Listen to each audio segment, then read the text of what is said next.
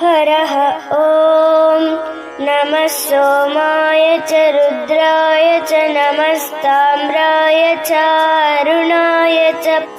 नमः शङ्गाय च पशुपतये च नमो उग्राय च भीमाय च नमो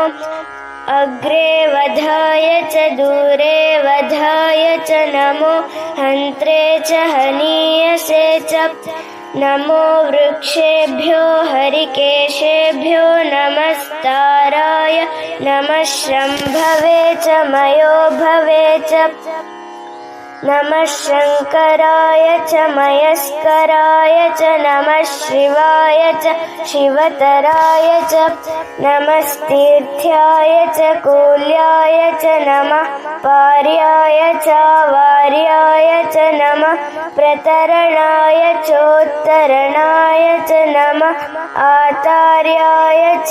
लाद्याय च नमः षष्प्याय च भेन्याय च नमः सिकत्याय च प्रवाह्याय च इत्यष्टमोऽनुवाकः।